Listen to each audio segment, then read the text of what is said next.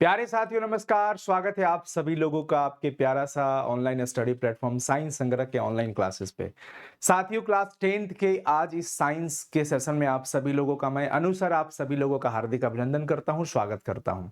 साथियों class 10th के science के बहुत इंपॉर्टेंट सवाल आज मैं आप सबके सामने लेकर आया हूं और मैं चाहता हूं कि आप सभी लोग इस वीडियो को अंत तक देखें ताकि आपके 35 क्वेश्चंस जो मिक्स हैं फिजिक्स केमिस्ट्री एंड बायो से, वो बहुत इंपॉर्टेंट है, बहुत ही महत्वपूर्ण है और बोर्ड एग्जाम में पूछे गए सवाल है।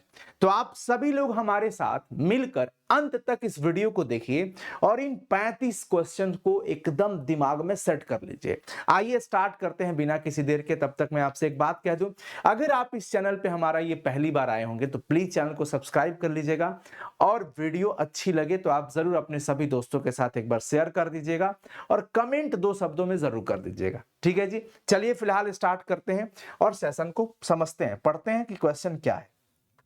ये सवाल सभी पूछे गए सवाल है। सवाल कह रहा है कि भाई प्रकृति में ऑक्सीजन का संतुलन कैसे बना रहता है।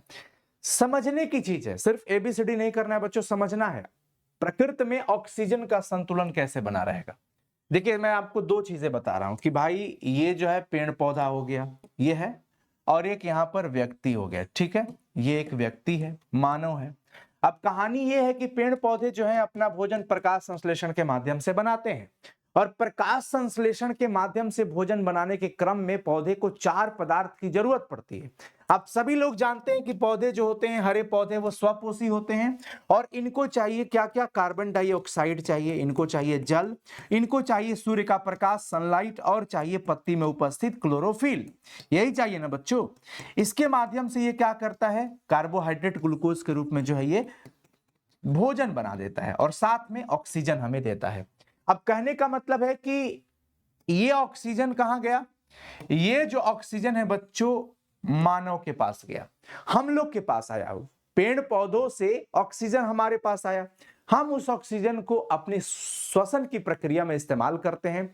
प्रश्वास और उच्छ्वास दो ऐसे टर्म होते हैं। प्रश्वास का मतलब होता है ऑक्सीजन को अंदर प्रवेश कराना और उसके बाद जो हमारे शरीर में उत्सर्जित पदार्थ, अपशिष्ट पदार्थ कार्बन डाइऑक्साइड बनता है, उसको हमें बाहर निकालना होता है, वो उच्छ्वास हो गया। अब O2 हमने लिया और हमने क्या रिलीज किया भाई, कार्बन डाइऑक्साइड। ये कार्बन डाइऑक्साइड पौधे के पास गया, उसने क्या किया, अपने प्रकाश संश्लेषण में इसका इस्तेमाल किया, फिर क्या रिलीज किया, O2। वो O2 किसके पास, हम लोग के पास। फिर हमने क्या रिलीज किया, CO2, फिर वो CO2 इसके पास। तो प्रकाश संश्लेषण के माध्यम से जो है हम कहते हैं कि ऑक्सीजन का जो है बैलेंस बना रहता है। इसीलिए कहा जाता है वृक्षारोपण ज्यादा किया जाए ताकि कार्बन डाइऑक्साइड का कंजप्शन ज्यादा होगा, खर्च इसका ज्यादा होने लगेगा और ऑक्सीजन की उत्पत्ति ज्यादा होने लगेगी। ज्यादा मात्रा में ऑक्सीजन मिलने लगेगा तो लोगों को दिक्कत नहीं होगा। ताप मतलब वायुमंडल का, वातावरण का ताप मतलब एक नियत रहेगा, संतुलित रहेगा, हम ये कह सकते हैं। तो भाई प्रकाश संश्लेषण जो है बच्चों क्या होगा, सही जवाब क्या हो जाएगा बालक, प्रकाश संश्लेषण। प्रकाश संश्लेषण पहला का भी। पौधों में श्वसन क्रिया के अंतर्गत एडीपी के टूटने से 30.5 एडिनोसिन डाइफास्फेट, एक होता है एटीपी ट्राइफास्फेट, ये एडीपी है तो 30.5 किलो जूल पर मोल एनर्जी रिलीज होता है। मानव हृदय में बच्चों 4 कोष्ठ होते हैं, 4 ब्रैकेट्स होते हैं मानव के हृदय में, दायां अलिंद, बायां अलिंद, दायां निलय, बायां निलय। आप सभी लोग जानते हैं इस चीज को, तो कितने कहेंगे हम, 4। मानव के हृदय में कितने कोष्ठ होते हैं बच्चों, 4 कोष्ठ होते हैं। कितने कोष्ठ, 4 कोष्ठ। अगला सवाल, मानव हृदय का औसत प्रकुंचन दाब। अब सुनिए, मानव जो है इसके अंदर सिस्टोलिक प्रेशर और डायस्टोलिक प्रेशर ये होता है ना, ये होता है लगभग बच्चों अनुमानतः 120/80 mmHg के आसपास में होता है। एक सिस्टोलिक और एक डायस्टोलिक। जो प्रकुंचन दाब की बात किया है, सिस्टोलिक प्रेशर, ये 120 mmHg के आसपास होता है। ये व्यक्ति की लंबाई, व्यक्ति की चौड़ाई, शरीर, मोटापा, मानसिक संतुलन, ये सबके हिसाब से जो है बच्चों ये थोड़ा बहुत फ्लक्चुएट होते रहता है, बदलते रहता है। जब कभी व्यक्ति किसी बहुत ज्यादा स्ट्रेस में आ जाता है, तनाव में आ जाता है मानसिक रूप से, तो वैसी परिस्थिति में ये बहुत ज्यादा बढ़ जाता है और बहुत ज्यादा बढ़ने के क्रम में जो स्थिति आती है उसको हम लोग क्या कहते हैं, हाइपर टेंशन कहते हैं। और हाइपर टेंशन में व्यक्ति का हृदयाघात हो सकता है, हार्ट अटैक आ सकता है, ब्लड प्रेशर बहुत तेज हो जाता है ना वैसी परिस्थिति में। और ब्लड प्रेशर मापने वाली जो मशीन होती है स्फिग्मोमैनोमीटर कहते हैं। स्फिग्मोमैनोमीटर तो ये भी याद रखेंगे आप सभी लोग, 120 mmHg जो होता है हमारा औसत प्रकुंचन दाब। और डायस्टोलिक प्रेशर पूछता तो हम क्या कहते हैं, 80। तो एक स्वस्थ मानव के अंदर इतना ये रक्त का चाप होना चाहिए और होता है, इसके आसपास थोड़ा बहुत फ्लक्चुएट होते रहता है। पौधों में वाष्पोत्सर्जन किस भाग से होता है? वाष्प का उत्सर्जन जो होता है बच्चों पौधों में, वो किस भाग से होता है भाई? पत्तों के माध्यम से होता है। क्या किस माध्यम से होता है? पत्तों के माध्यम से होता है। किस माध्यम से होता है बच्चों? पत्तों के माध्यम से। वाष्प का जो उत्सर्जन है वो किस माध्यम से होता है बच्चों? पौधों के माध्यम पत्तों के माध्यम से होगा। तो हमारा सही जवाब क्या हो जाएगा बच्चों? सी हो जाएगा। सही जवाब क्या हो जाएगा बच्चों? सी हो जाएगा। चलिए आगे बढ़े, आगे बढ़ा जाए। कोई दिक्कत किसी को? चलो, किसी को कोई दिक्कत? चलिए ठीक है, आगे बढ़ते हैं।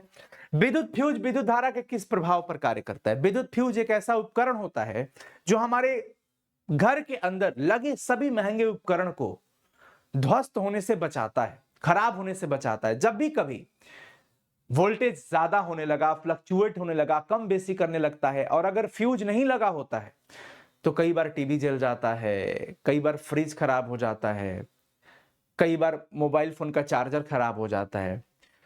तो घर में वायरिंग के सबसे पहले, एंट्रेंस से पहले ही एक मेन में पहले ही फ्यूज जोड़ दिया जाता है। अब ये जो विद्युत फ्यूज जो होता है ये क्या करता है? जब भी कभी अति वोल्टेज होगा, ज्यादा वोल्टेज होगा, तो ये टूट जाएगा। टूट जाएगा तो इधर ही करंट नहीं जाने देगा। तो जब करंट ही नहीं जाएगा तो वो बच जाएगा। तो ये उष्मीय प्रभाव पे काम करता है। ये जो प्रभाव है इसका उष्मीय प्रभाव, क्योंकि ज्यादा वोल्टेज आएगा तो ये सह नहीं पाएगा उसकी गर्मी को, उष्मा को, इसलिए गल जाता है, टूट जाता है। अगला सवाल देखो, ये सब इंपॉर्टेंट सवाल है मेरे भाई बहन, सब इंपॉर्टेंट सवाल है। किसी कुंडली का प्रतिरोध ज्ञात करने के लिए क्या सूत्र होता है? आप सभी लोग जानते हो ओम साहब का जो नियम था, V बराबर आई आर था। अब प्रतिरोध निकालना है। V क्या हो गया? वोल्टेज कहते हैं इसको, वोल्टेज, जिसको विभवांतर भी आप कह सकते हो। I हो गया बच्चों विद्युत धारा हो गया, I विद्युत धारा हो गया। R जो है ये प्रतिरोध हो गया। और आपसे पूछा गया है प्रतिरोध के बारे में ही कि किसी कुंडली का प्रतिरोध ज्ञात करने के लिए कौन सा सूत्र लगाया जाएगा? प्रतिरोध मतलब R। R बराबर क्या हो जाएगा बच्चों? V बटा में I। भी बट्टा में क्या हो जाएगा? आई हो जाएगा। अब देखो कहां पे भी बट्टा में आई लिखा हुआ है, यहां पे लिखा हुआ है, यहां पे लिखा हुआ है, तो 7 नंबर का सही जवाब सी हो जाएगा। अगला सवाल, डायनेमो में किस प्रकार की धारा प्राप्त होती है? देखो प्रत्यावर्ती धारा और दिष्ट धारा होती है। डायनेमो से हमें दिष्ट धारा प्राप्त होती है। ये मैं आपको थ्योरी में पढ़ाऊंगा जरूर। क्या कहेंगे बच्चों? दिष्ट धारा जो है प्राप्त होती है। अगला देख लो, डेंगू उत्पन्न करने वाला मच्छर किस तरह के जल में पाया जाता है?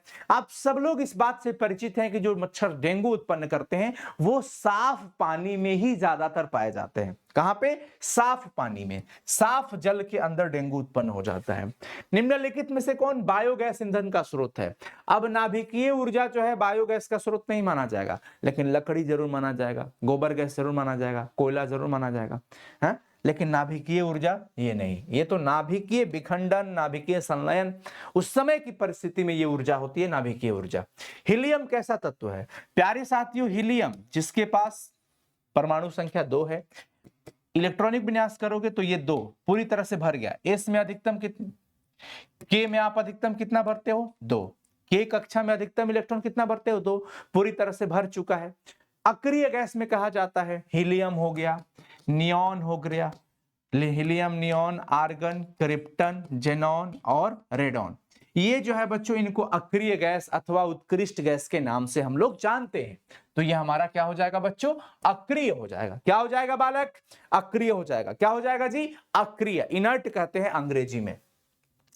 जल में हाइड्रोजन तथा ऑक्सीजन की परमाणु संख्याओं का अनुपात क्या होगा? देखो जल मतलब H2O। अब इसमें परमाणु की संख्या की बात किया है, देखो जल बच्चों यहां पे एक अणु दिख रहा है, जल का यहां पे कितना अणु दिख रहा है, एक अणु दिख रहा है, जल का यहां पे एक अणु है। आगे में जो भी आपको नंबर दिखे, यहां पे कुछ नहीं है तो पूरा हमारा एक है, ये अणु की संख्या बताएगा, नंबर ऑफ मॉलिक्यूल्स को बताता है। लेकिन ये जो यहां पर होते हैं ना, यहां पे कुछ नहीं है तो ये एक है, ये जो होते हैं नंबर ऑफ एटम्स के बारे में बताएगा बच्चों, यानी कि परमाणु की संख्या को बताता है। अब सोचिए हाइड्रोजन तथा ऑक्सीजन की बात किया है, तो हाइड्रोजन हमारा यहां पे कितना है बालक, जो 2 है जी, और अनुपात मतलब ये रेशियो का चिन्ह हो गया, और ऑक्सीजन कितना है 1, तो 2 अनुपात 1 हम कह देंगे, क्या कह देंगे, 2 अनुपात 1, 2 अनुपात 1 हो जाएगा। सही जवाब क्या हो जाएगा हमारा, 2 अनुपात 1। आवर्त सारणी में कितने आवर्त होते हैं, सवाल ये है। जब आप पीरियोडिक टेबल बनाते हैं, पीरियोडिक टेबल जो है बच्चों आप बनाते हैं, क्या बनाते हैं, पीरियोडिक टेबल, ये देखिए पीरियोडिक टेबल आप इस तरीका से बनाएं। पीरियोडिक टेबल में बच्चों 7 आवर्त होते हैं, 1 2 3 4 5 6 7, 7 आवर्त होते हैं, आवर्तों की संख्या 7 होती है। आवर्त किसको कहते हैं, जब आप बाएं से दाएं चलते हो ना, उसी को आवर्त कहते हैं, पहला दूसरा तीसरा चौथा पांचवा छठा सातवां। तो आधुनिक आवर्त सारणी में टोटल 7 आवर्त होते हैं। कितने आवर्त, 7, याद रखना। और वर्ग की बात करेगा, वर्ग का मतलब ऐसे, ये एक, ये बच्चों वर्ग में हम चलते हैं कुछ इस प्रकार से, कुछ इस प्रकार से चलते हैं, गौर करना आप सब लोग, मैं बता देता हूं, ला ला ला ला ला ला ला ला, 1 2 3 4 5 6 7 8 9 10, 10 हो गया, 10 11 12 13 14 15 16 17 18, ऐसे करके चलेगा। तो 18 वर्ग होते हैं, 18 होते हैं बच्चों वर्ग, 7 होते हैं बच्चों आवर्त। ठीक है, तो याद रखना OH का क्रियाशील मूलक कौन है। अब अगर कभी भी हाइड्रोकार्बन के साथ, किसी धातु के साथ नहीं, हाइड्रोकार्बन के साथ, अब हाइड्रोकार्बन का मतलब हाइड्रोजन और कार्बन, जैसे मान लो कि भैया हमारे पास मिथाइल है, तो ये हाइड्रोकार्बन है, क्यों, क्योंकि इसमें कार्बन के साथ साथ हाइड्रोजन दिख रहा है। अब मैं हाइड्रोकार्बन जब कह रहा हूं तो इस नाम से ही सब कुछ पता चल रहा है कि भाई हाइड्रोकार्बन का मतलब कि हाइड्रो से हाइड्रोजन और कार्बन मतलब कार्बन है, तो इसमें हाइड्रोजन और कार्बन है। और अगर इसके साथ OH लग गया तो हम इसको क्या कहेंगे, एल्कोहल कहा जाता है। अब इसका नाम क्या हो गया, मेथेनॉल।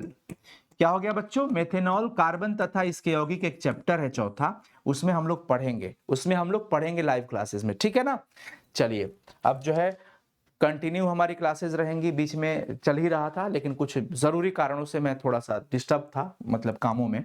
तो ये हमारा क्या होगा बच्चों, अल्कोहल कहलाएगा। क्या कहलाएगा, अल्कोहल। याद रखना, मैं लिख देता हूं, OH जो रहता है हम उसको अल्कोहल कहते हैं। क्या कहते हैं, अल्कोहल।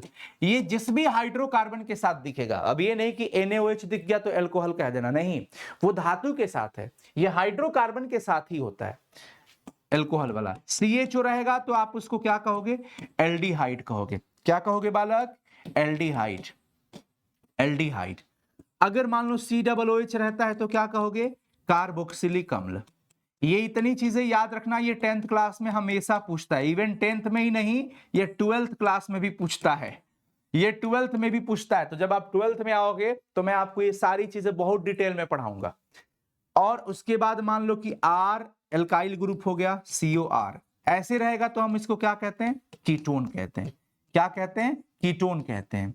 और अगर सिर्फ बीच में O रहता है और दोनों तरफ एल्काइल ग्रुप, एल्काइल से जैसे मिथाइल इथाइल प्रोपाइल ऐसा कुछ रहता है और सिर्फ O लगा होता है बीच में, उसको ईथर कहा जाता है। क्या कहा जाता है, ईथर, जिसका इस्तेमाल पहले रोगियों को बेहोश करने में किया जाता था, बेहोश करने के लिए किया जाता था।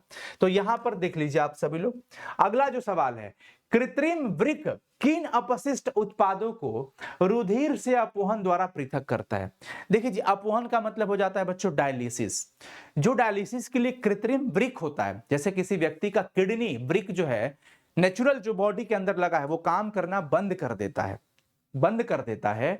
तो कृत्रिम वृक्क के द्वारा, यानी कि डायलिसिस के द्वारा, डायलिसिस एक प्रोसेस है, उसके द्वारा हमारे शरीर के जो अपशिष्ट नाइट्रोजन वाला अपशिष्ट पदार्थ होता है, नाइट्रोजन वाला, उसका ये क्या करता है, अलग कर देता है। तो नाइट्रोजन वाला देखो यहां पे है ना नाइट्रोजन, यहां पे ये हो जाएगा।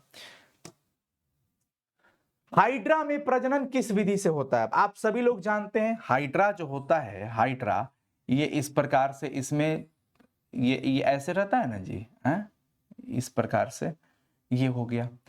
अब क्या होता है हाइड्रा में बच्चों, हाइड्रा जो होते हैं बच्चों, इसमें ना पतला कहीं से एक मुकुल निकल जाएगा। क्या निकल जाएगा? ये उंगली जैसा बन गया मेरा, तो मतलब आप समझ जाना, ये इसमें कहीं हल्का एकदम बड सा निकल जाएगा, एकदम पतला सा बड निकल जाएगा, बड मुकुल कहते हैं। और बाद में यही धीरे धीरे ग्रोथ करेगा, ये ग्रोथ करेगा और ग्रोथ करके यही जो है इस पार्ट से मेन इसके बॉडी से क्या हो जाएगा, सेपरेट हो जाएगा, अलग हो जाएगा। तो एक से दो होना, जनन का तो मतलब ये है ना कि अपने जैसा अधिक उत्पन्न करना। जैसे मानव में भी होता है, तो मानव में भी शिशु का जन्म होता है प्रजनन के माध्यम से, इसमें भी होता है। तो ये क्या है कि एक अगर ये हाइड्रा हम कहते हैं, इसको हाइड्रा है ये, आप लोग समझ, ये उंगली तरह लग रहा है बट उंगली नहीं है, मतलब ये छोटे छोटे जो आप उसको कह सकते हो ना वो। तो इसमें से क्या होता है, एक छोटा सा बड जो होगा, मुकुल अलग से निकलेगा और बाद में बच्चों यही जो होता है ये सेपरेट हो जाता है। ये क्या हो जाता है, सेपरेट हो जाता है, बाद में इस मेन बॉडी से अलग हो जाएगा। इसको मुकुलन कहते हैं, इस प्रोसेस को हम क्या कहते हैं, मुकुलन कहते हैं, मुकुलन कहते हैं। किसी माध्यम के अपवर्तनांक का मान क्या होता है? देखिए आप सभी लोग पढ़े होंगे म्यू बराबर क्या होता है, साइन आई बटा में साइन आर। और ये नियम हम लोग पढ़ चुके हैं, ये स्नेल के द्वारा दिया गया है। ये नियम किसका है बालक? स्नेल ने दिया था। यह नियम किसके द्वारा दिया गया है? स्नेल का नियम है, ये भी याद रखिएगा सभी लोग। प्रकाश के अपवर्तन का दूसरा नियम है, जिसको हम स्नेल का नियम भी कहते हैं। और यहां पर म्यू जो होता है साइन आई बटा साइन आर के बराबर होता है। ये सवाल बहुत इंपॉर्टेंट और बालका बालका बालका याद रखना सभी लोग, ये पूछा है सवाल। दाढ़ी बनाने के लिए कौन सा भैया दर्पण इस्तेमाल किया जाता है? अब दाढ़ी चूंकि बड़ा छोटा छोटा होता है, तो उसका बड़ा प्रतिबिंब बनाने का काम कौन करता है? अवतल। आवर्धित प्रतिबिंब तो यही बनाता है, इसलिए अवतल दर्पण का इस्तेमाल करते हैं। स्पेक्ट्रम में किस रंग की किरण का झुकाव अधिक होता है? स्पेक्ट्रम किसको कहते हैं? देखिए स्पेक्ट्रम हम किसको कहते हैं, जरा गौर करिएगा सभी लोग। ये हमारे पास हो गया बच्चों एक प्रिज्म, क्या हो गया? प्रिज्म हो गया। अब होता क्या है कि सूर्य की जो है प्रकाश, सूर्य की किरणें जो है यहां से ऐसे चली, श्वेत प्रकाश जिसको कहा जाता है, श्वेत प्रकाश यहां से चला, चलने के बाद जो है बच्चों वो 7 रंगों में क्या हो जाता है? विभक्त हो जाता है। 7 रंगों में विभक्त हो जाता है, 7 रंगों में, 1 2 3 4 5 6 और ये 7, मान लो ये 7 रंगों में जो क्या हो जाता है बच्चों? विभक्त हो जाता है, 7 रंगों में। अब यहां पर 7 रंगों की जो रंगीन पट्टी आपको मिल रही है, इसी को कहा जाता है वर्णपट या स्पेक्ट्रम। वर्णपट या स्पेक्ट्रम कहा जाता है इसको। क्या कहा जाता है? स्पेक्ट्रम। अब इसमें सबसे नीचे बैगनी रंग VIBGYOR वाइब्ज्योर कहते हैं। सबसे नीचे वायोलेट, फिर Indigo, blue, green, yellow, orange और रेड। तो भाई सबसे ऊपर, अब देखो ये कह रहा है कि ये जो है हमारा श्वेत प्रकाश आया, श्वेत प्रकाश आया प्रिज्म से। चूंकि माध्यम परिवर्तन हुआ, तो माध्यम परिवर्तन हुआ तो प्रकाश का अपवर्तन होगा और रंग का भी विभाजन हो गया, तो वर्णों का विक्षेपण भी हो गया, तो वर्ण विक्षेपण भी साथ साथ हुआ। वैसे में सबसे ज्यादा अगर किसी रंग का झुकाव है, किसी रंग के किरण का झुकाव है, तो वो है सबसे ज्यादा झुकाव इसका हुआ है बैगनी का, वायोलेट कलर, यानी कि बैगनी वाला का झुकाव सबसे ज्यादा है। और जिसका झुकाव ज्यादा है उसका वेवलेंथ यानी कि तरंग दैर्ध्य बहुत कम होता है। और जिसका झुकाव सबसे कम है वो दिख रहा है रेड। ये रेड वाला सबसे कम झुकाव रखता है, लाल, और इसका तरंग दैर्ध्य बहुत ज्यादा। बच्चों झुकाव ज्यादा, तरंग दैर्ध्य कम, याद रखना फॉर्मूला यही है। झुकाव ज्यादा, विचलन ज्यादा हो गया तो इसका मतलब उसका तरंग दैर्ध्य सबसे कम होगा, और जिसका झुकाव सबसे कम है उसका तरंग दैर्ध्य सबसे ज्यादा होगा। यही कारण है कि खतरों का संकेत कहीं पे लगाना हो कहीं पे भी रेलवे ट्रैक, गाड़ी के पीछे का जो लाइट होते हैं, इंडिकेटर्स वगैरह, या वैसे भी ब्रेक वाला लाइट जो होता है वो रेड कलर का होता है, क्योंकि कुहासा में भी काफी दूर तक इसका वेवलेंथ इतना ज्यादा होता है कि ये विजिबल होता है, ये दिखता है। इसीलिए तो याद रखिएगा, स्पेक्ट्रम में किस रंग की किरण का झुकाव अधिक है? बैगनी का। झुकाव सबसे ज्यादा किसका होगा बालक? बैगनी का। सबसे ज्यादा झुकाव किसका हो गया? बैगनी का। क्लियर? चलिए, लोहे की परमाणु संख्या 26 होती है, यानी कि आपको 30 तक तो परमाणु संख्या बिल्कुल ही याद रखना चाहिए। परमाणु संख्या 30 तक के सारे तत्व जो है बच्चों आपको क्या करने चाहिए? याद रखने चाहिए। कोई विलेन जो है नीला लिटमस को लाल कर देता है, उसका पीएच क्या होगा? तो देखो, आपको मैं बताया हूं ट्रिक। अनिल भैया का नाम याद रखो। अनिल भैया का नाम जब आप याद रखते हैं ना, तो आपको ये चीजें याद रहती है। अ से क्या हो जाता है? अम्ल, और नी से हो जाता है नीला, और ल से हो जाता है लाल। यानी कि बच्चों, अम्ल का काम है नीला को लाल करना। कई बच्चे कंफ्यूज होते हैं, नीला को लाल कौन करेगा, लाल को नीला कौन करेगा, अम्ल करेगा कि क्षार करेगा, वो कंफ्यूज होते हैं। आप अनिल भैया का नाम याद रखो। अम्ल में अनिल भैया का नाम याद रखो। अ से अम्ल, नी से नीला, ल से लाल। अम्ल नीला को लाल करता है। यहां पर नीला लिटमस को लाल किया गया, इसका मतलब विलयन हमारा अम्लीय है, और अम्लीय है इसका मतलब इसका पीएच वैल्यू लेस देन 7, यानी कि 7 से कम होगा। प्यारे बच्चों, बात समझ में आ गई? तो कहा जाता है कि अम्लीय विलयन का पीएच मान 7 से कम होता है। पीएच मान इसका क्या होता है? 7 से कम होता है। तो ये भी चीजें क्लियर हो गई। तो अब 7 से कम आपको कहां पे दिख रहा है? ये 5 है जो 7 से कम है। बाकी 8 तो 7 से ज्यादा है, तो ये क्षारीय होगा, ये भी क्षारीय होगा, ये सबसे ज्यादा क्षारीय होगा। पीएच मान जितना ज्यादा बढ़ेगा उतना ज्यादा क्षार, पीएच मान जितना ज्यादा कम होगा उतना स्ट्रॉन्ग अम्ल, उतना ज्यादा अम्ल। आधुनिक आवर्त सारणी में वर्गों की संख्या कितनी है? यह भी सवाल पूछ दिया। अभी हमने कुछ देर पहले रिसेंटली पढ़ा कि आधुनिक आवर्त सारणी में 7 आवर्त होते हैं, यानी कि लेफ्ट टू राइट चलने का, बाएं से दाएं चलने का 7 हमारे पास वो क्रम रहता है। इस प्रकार से रो और कॉलम होते हैं। रो, ये इसको कहा जाता है रो, लेफ्ट टू राइट जाएंगे। लेकिन यहां पर आधुनिक आवर्त सारणी के वर्गों की संख्या बात की है, कॉलम, ये टोटल कितने होते हैं बच्चों? 18 होते हैं। कितने होते हैं? 18 होते हैं। याद रखना सभी लोग। CHO को क्या कहते हैं? मैंने अभी थोड़ी देर पहले बताया था कि बच्चों OH रहे तो एल्डिहाइड नहीं, एल्कोहल कहते हैं। OH को एल्कोहल कहते हैं, CHO को एल्डिहाइड कहते हैं। तो याद रखना है, किसी भी कार्बनिक यौगिक में, विशेष करके हाइड्रोकार्बन, जैसे मान लो आपके पास मिल गया CH3 CHO, जिसको हम कहते हैं एसिटल्डिहाइड या एथेनॉल, मैं पढ़ाऊंगा आप लोगों को। तो ये जो होता है बच्चों एल्डिहाइड कहलाता है। क्या कहलाता है प्यारे बच्चों? एल्डिहाइड कहलाता है। क्या कहलाता है? एल्डिहाइड। आगे देखो, कोई तत्व ऑक्सीजन के साथ अभिक्रिया करके उच्च गलनांक वाला यौगिक बनाता है। बहुत लॉजिक सवाल है, और बोर्ड एग्जाम में ये सारे क्वेश्चंस प्रीवियस ईयर हैं, यानी कि ये पूछे हुए हैं। और अगर आप क्लास 10th की प्रिपरेशन कर रहे हैं तो आपको ये सभी क्वेश्चन जरूर सॉल्व करना चाहिए। इससे आपकी अपनी एफिशिएंसी पता चलेगा, आपका अपना एक्यूरेसी पता चलेगा कि आप कितने पानी में हो। और मुझे लगता है कि हर एक विद्यार्थी को यह काम जरूर करना चाहिए। तो साथियों, सेशन अच्छा लग रहा हो तो जरूर सब्सक्राइब कर लीजिएगा चैनल को। ये इसलिए बोल रहा हूं क्योंकि ये अभी नया चैनल है और इस पे अभी बच्चे नहीं जुड़े, क्योंकि बच्चों को भी नहीं पता। तो आप लोग शेयर करोगे, आप लोग अपने सभी दोस्तों को बताओगे, शेयर करोगे, तो वो भी जुड़ के वो भी तैयारी करेंगे। हम आपकी तैयारी के लिए ही मेहनत कर रहे हैं। तो कोई तत्व जो है ऑक्सीजन से, जैसे मान लो हमने एक तत्व X मान लिया, यह ऑक्सीजन गैस से अभिक्रिया करके एक यौगिक बनाया, और उस यौगिक का क्या है कि ये यौगिक जल में घुल जा रहा है। जल में क्या हो रहा है? घुल रहा है, जल में विलय है। अब जल में विलय है, यह तत्व क्या हो सकता है? अब देखो, कौन प्रकार के यौगिक जल में घुलता है? जल में घुलने वाला यौगिक होता है बच्चों कौन सा? बताइए सभी लोग। जल में घुलने वाला जो यौगिक होता है वो कौन सा होता है? हाँ? आयनिक यौगिक। और यहां पर कैल्शियम ऑक्साइड होगा, Ca अगर होगा यहां पे तो ये CaO बना लेगा।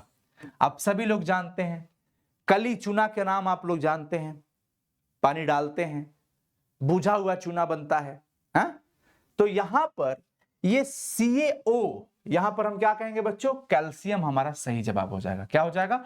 कैल्शियम। कैल्शियम। एथेन का आणविक सूत्र भाई, एथेन का C2H6 होता है। कह रहा है कि इसमें कितने बंधन है टोटल, तो आइए C2 है मतलब C 2 हो गया, H 6 है, H 1 2 3 4 5 6। आपकी जानकारी के लिए मैं बता दूं, कार्बन अधिकतम 4 बॉन्ड बना सकता है। कार्बन 4 लोगों के साथ ही जुड़ सकता है, उससे ज्यादा नहीं जुड़ सकता। आप हीरा देखिए, हीरा में देखे होंगे ना, 4 डंटी निकलता है, वो कार्बन का बॉन्ड होता है। तो कार्बन अधिकतम कितना बॉन्ड बना सकता है बालक? 4। देखो ये कार्बन, एक इसके साथ, एक इसके साथ, एक इसके साथ और एक इसके साथ। इस कार्बन का एक बन चुका है, एक इधर और एक इधर, 4 सबके पूरे हो गया। और हाइड्रोजन एक ही बनाता है क्योंकि इसके पास एक इलेक्ट्रॉन रहता है। हाइड्रोजन के पास एक इलेक्ट्रॉन है और ये हीलियम जैसा बनना चाहता है, तो हीलियम का पास तो 2 इलेक्ट्रॉन होता है, तो ये एक बॉन्ड बनाएगा तो ये अपने कक्षा में 2 इलेक्ट्रॉन रख पाएगा साझेदारी करके, इसलिए ये बॉन्ड हो गया। अब टोटल काउंट करो कितना हुआ, चलो हम यहां से काउंट करते हैं। 1 नंबर बॉन्ड, 2 3 4 5 6 7, तो हम क्या कहेंगे, ये सभी सहसंयोजक 7 बंधन है। सहसंयोजक का मतलब बच्चों इलेक्ट्रॉनों की साझेदारी करके जो बनता है, तो ये साझेदारी करके ही बॉन्ड बनते हैं। सहसंयोजक बंधन 3 प्रकार के होते हैं, single bond, double bond, triple bond. Single bond में 2 इलेक्ट्रॉन चाहिए होगा, इसमें 2 इलेक्ट्रॉन चाहिए होगा, इसमें 3 इलेक्ट्रॉन चाहिए होगा। समझ में आ गया? तो आप सिर्फ क्वेश्चन के आंसर को मत जानो, उसके साथ रिलेटेड चीजों को पूरा एक्सप्लेन करके बता रहा हूं, सीख जाओ। ओजोन के अणु में ऑक्सीजन के परमाणु की संख्या कितनी होती है? ओजोन के बारे में तो आप लोग क्लास 9th में ही पढ़ के आए होंगे, क्लास 10th में भी पढ़े होंगे ओजोन परत के क्षय को लेकर के। ओजोन का मतलब बच्चों होता है O3। तो अणु में यहां पे कुछ नहीं है तो 1 हो गया, एक अणु में 3 परमाणु, 3 एकम 3, तो कितने परमाणु होते हैं बालक? 3 परमाणु होते हैं। याद रखना, अगर वही ऑक्सीजन गैस की बात करता, देखो मैं आपको बता रहा हूं, ऑक्सीजन परमाणु कहे तो सिर्फ O, ऑक्सीजन गैस कहे तो O2 और ओजोन कहे तो O3। हाँ समझ गए? सिर्फ O लिखा है मतलब ऑक्सीजन परमाणु है, अकेले है। 2 है, O2 लिखा है मतलब एक ऑक्सीजन का परमाणु दूसरे ऑक्सीजन के परमाणु के साथ बॉन्ड बना के गैसीय रूप में है, और O3 का मतलब तो ओजोन ही होता है, तो ये ओजोन हो गया। अगला सवाल, मनुष्य में वृक्क एक तंत्र का भाग है जो संबंधित है। बच्चों मनुष्य के अंदर तमाम प्रक्रियाएं होती है। हम अपने शरीर में जितने भी हमारे सेल्स होते हैं, टिश्यूज होते हैं, कई सारे पार्ट्स होते हैं, उनकी मरम्मत के लिए, उनकी हमारे शरीर का प्रॉपर विकास होने के लिए हमें कई पोषक तत्वों की जरूरत पड़ती है। तो पोषण के माध्यम से हम अपने शरीर का न्यूट्रिशन पूरा कर पाते हैं। उसके बाद उसको पाचन के लिए, उसका प्रॉपर पाचन के लिए और ऑक्सीजन का पूरे ब्लड में संचार होने के लिए हमें श्वसन की प्रक्रिया की जरूरत पड़ती है। श्वसन की प्रक्रिया के बाद उसमें ट्रांसपोर्टेशन, परिवहन की जरूरत पड़ती है, भोजन को नीचे से ऊपर कहां से कहां ये पहुंचाना। उसके बाद जो उत्सर्जी पदार्थ बनते हैं उनको भी बाहर निकालना होता है, जैसे कार्बन डाइऑक्साइड बना, मनुष्य में तो सबसे मुख्य उत्सर्जी पदार्थ CO2 होता है, तो हम इसको उच्छ्वास के माध्यम से बाहर निकाल देते हैं। फिर नाइट्रोजन वाला कंपाउंड होता है, तो ये उत्सर्जन से रिलेटेड होता है, उत्सर्जन से रिलेटेड। पोषण आप समझ गए, श्वसन आप समझ रहे हैं, परिवहन का मतलब होता है ट्रांसपोर्टेशन, एक स्थान से दूसरे स्थान तक भोजन और उनके द्वारा निकले हुए पोषक तत्वों को बॉडी में हर जगह पहुंचाने। और उत्सर्जन का मतलब होता है बच्चों रिलीज कर देना, जो भी हमारे अंदर अपशिष्ट पदार्थ है, जो हमारे बॉडी के लिए पॉइजन हो सकते हैं, उनको हमें बाहर निकाल देना है, उत्सर्जित कर देना है। तो मानव का जो ब्रिक है वो क्या करता है? फिल्ट्रेशन करता है ना, तो वो उत्सर्जन से ही रिलेटेड है। 2 तंत्रिका कोशिका के मध्य जो खाली स्थान होते हैं उसको क्या कहते हैं? सिनैप्स कहा जाता है। सिनैप्स, 2 जो तंत्रिका कोशिका होता है, तंत्रिका कोशिका आप सभी लोग जानते हैं ना, इस प्रकार से जो बनता है, आप सभी लोग जो हैं जानते हैं इस प्रकार से बना होता है ये, है? अब 2 तंत्रिका कोशिकाओं के बीच का जो जगह होता है उसको क्या कहा जाता है? उसको क्या कहा जाता है? उसको कहा जाता है बच्चों, याद रखना आप सभी लोग, ये इस तरह से होता है ना ऐसे, उसको कहा जाता है सिनैप्स कहा जाता है। क्या कहा जाता है? सिनैप्स कहा जाता है, सिनैप्स। अगला सवाल, पराग कोश में तो भैया पराग कण होता है, पुष्प वाले जनन में आप लोग पढ़े होंगे, पराग कोश में पराग कण। विकासीय दृष्टिकोण से हमारी किससे अधिक समानता है? देखिए, विकासीय दृष्टिकोण से हमारी किससे अधिक समानता। अब समानता की बात की गई कि हम जो मनुष्य हैं किससे ज्यादा रिलेटेड हैं, किससे हमारा विकास हुआ है, विकासीय दृष्टिकोण की बात की जा रही है। समझ रहे हो? किसका फोन आने लगा भाई? हाँ चलो, तो भाई विकास के दृष्टिकोण से हमारा जो विकास ग्रोथ हुआ है चिंपैंजी से हुआ है। क्लियर? आगे देख लो, मुकुलन द्वारा अलैंगिक जनन किसमें होगा? यीस्ट में हो जाता है। मुकुलन के द्वारा अलैंगिक जनन, अलैंगिक और लैंगिक दोनों अलग अलग पार्ट होते हैं, यीस्ट में हो जाएगा। किसमें? यीस्ट में। पायरुवेट के विखंडन से कार्बन डाइऑक्साइड, जल तथा ऊर्जा देता है। पायरुवेट का, पायरुविक एसिड जो होता है बच्चों, वहां पर मैं आपको बता दूं, पायरुवेट से जो विखंडन हो करके हमें क्या मिलता है? कार्बन डाइऑक्साइड, हमें जल मिलता है और हमें ऊर्जा मिलता है। वैसे में ये जो प्रोसेस होता है ये कहां पे होता है? माइटोकॉन्ड्रिया में, माइटोकॉन्ड्रिया में होता है। कहां पे होता है? माइटोकॉन्ड्रिया में होता है। समझ में आ गया? ऊर्जा, कोशिका का पावर हाउस इसी को कहते हैं ना जी, कोशिका का पावर हाउस। तो ये हो गया माइटोकॉन्ड्रिया। अगला, निम्न में से कौन सा पदार्थ लेंस बनाने के लिए प्रयुक्त नहीं किया जा सकता? लेंस बनाने में मिट्टी का कोई काम नहीं आता है। किसी बिंब का वास्तविक प्रतिबिंब, किसी बिंब का वास्तविक प्रतिबिंब समान आकार का प्राप्त करने के लिए वस्तु को, बिंब का मतलब क्या होता है बच्चों? वस्तु को उत्तल लेंस के सामने कहां रखे? देखो जी, वास्तविक प्रतिबिंब प्राप्त करना है और समान आकार का, तो समान आकार का वस्तु और समान उसी के आकार का प्रतिबिंब भी प्राप्त हो, उसके लिए तो हम लोग वक्रता केंद्र पर ही वस्तु को रखेंगे। चाहे वो उत्तल लेंस हो, चाहे अवतल लेंस हो, चाहे दर्पण हो, हम वक्रता केंद्र पर रखेंगे तभी जाकर के समान आकार का प्रतिबिंब हमें प्राप्त होता है। और हमें यह कहा गया है कि वास्तविक प्रतिबिंब प्राप्त होना चाहिए, यानी कि किरणें कट जानी चाहिए, कटती हुई मालूम नहीं पड़नी चाहिए। लास्ट सवाल, सामान्य दृष्टि से वयस्क के लिए सुस्पष्ट दर्शन की अल्पतम दूरी, यानी कि हम इसको कह सकते हैं स्पष्ट दृष्टि की न्यूनतम दूरी। स्पष्ट दृष्टि की न्यूनतम दूरी, एक हम स्पष्ट किसी वस्तु को देखना चाहते हैं तो हमारे नेत्र से उस वस्तु की दूरी 25 सेंटीमीटर एटलीस्ट होनी चाहिए। कितना? 25 सेंटीमीटर। तो याद रखना सभी लोग, 25 सेंटीमीटर। साथियों, ये 35 क्वेश्चंस, ये 35 सवाल के साथ साथ न जाने हम लोगों ने कई सारे लिंक्ड क्वेश्चन को पढ़ चुके हैं, इससे रिलेटेड कई सारी चीजों को अच्छे से समझे हैं। मैं आशा करता हूं कि आप सभी लोगों को यह वीडियो जरूर पसंद आया होगा, लेकिन मैं आप सभी लोगों से एक रिक्वेस्ट भी करूंगा कि साथियों प्लीज आप लोग कमेंट करके बताइएगा, चाहे जितने भी विद्यार्थी आप देख रहे हो, आप लोग शेयर जरूर करिएगा। शेयर करते रहिए, बच्चे धीरे धीरे जुड़ते चले जाएंगे और उनको हेल्प मिलेगा इन सब वीडियो से। और कमेंट जरूर करिएगा आप सभी लोग। धन्यवाद आप सभी का। मिलते हैं फिर अगली क्लास में, तब तक के लिए बहुत बहुत शुक्रिया। Bye, take care.